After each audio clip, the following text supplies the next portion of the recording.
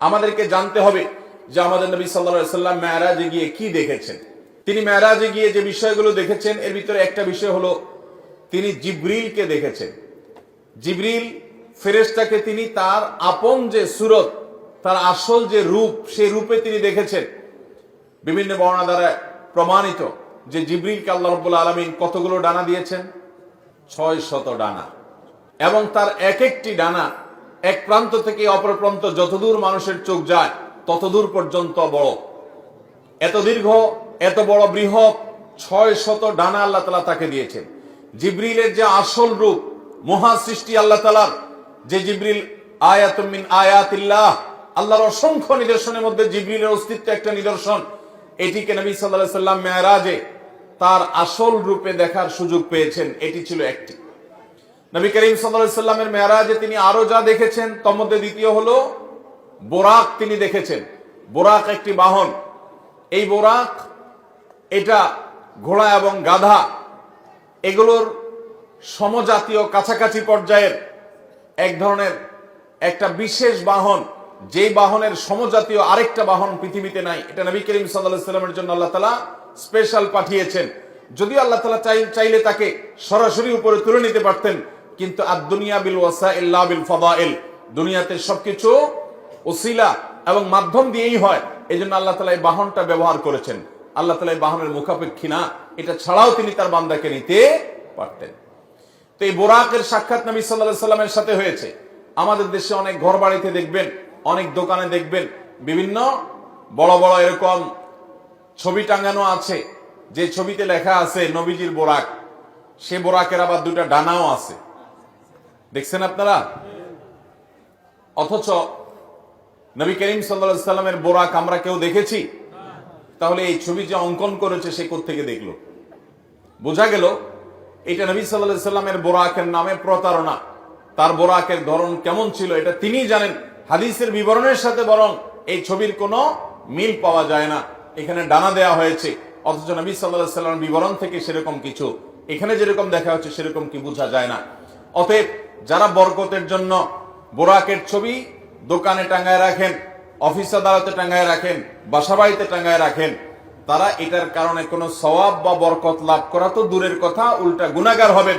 কারণ নবী সাল্লাল্লাহু আলাইহি ওয়াসাল্লাম বলেছেন বুখারীর হাদিস, লা তাদখুলুল মালাইকাতু বাইতান ফিহি কালবুন আও সূরা, যে ঘরে কুকুর থাকে অথবা কোন প্রাণীর আকৃতি থাকে, ছবি থাকে, সেখানে আল্লাহর রহমতের ফেরেশতা প্রবেশ করবে।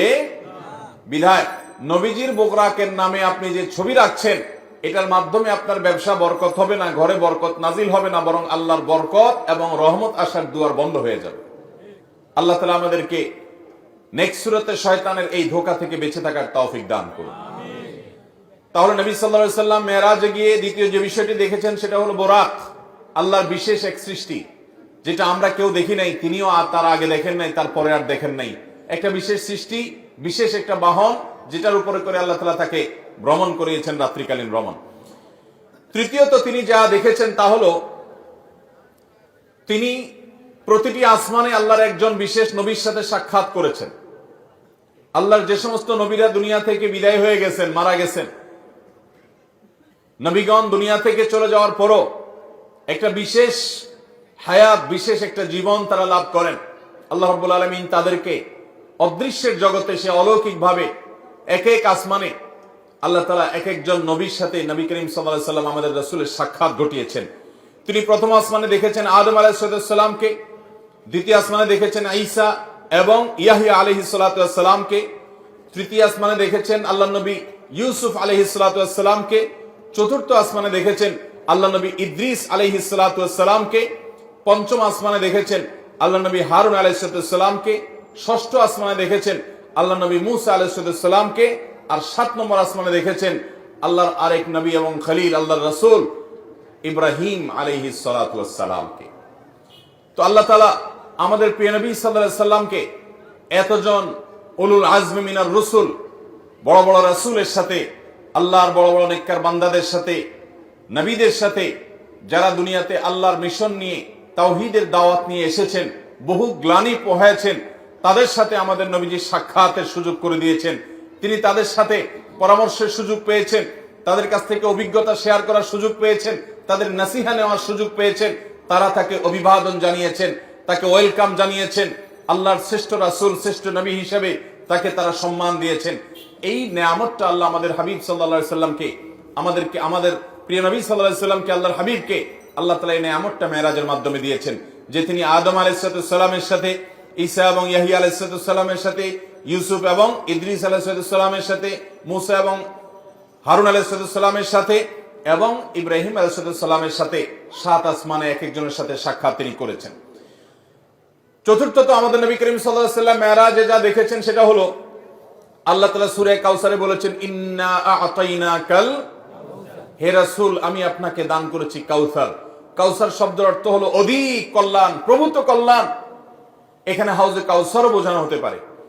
হাউজে কাউসার যেটি আল্লাহ তাআলা আমাদের নবীজিকে দিবেন কিয়ামতের ভয়াবহতম দিনে, যেদিন পিপাসায় মানুষের প্রাণ ওষ্ঠাগত হওয়ার উপক্রম হবে, কিন্তু মৃত্যু তো আর হবে না। সেই ভয়াবহ কঠিন সময়ে আল্লাহ রাব্বুল আলামিন তার হাবিবকে হাউজে কাউসার দান করবেন এবং হাউজে কাউসারে অজস্র পরিমাণে এটা থেকে পান করার জন্য পাত্র থাকবে। তার তত্ত্বাবধানে সেখান থেকে পানি পান করানো হবে।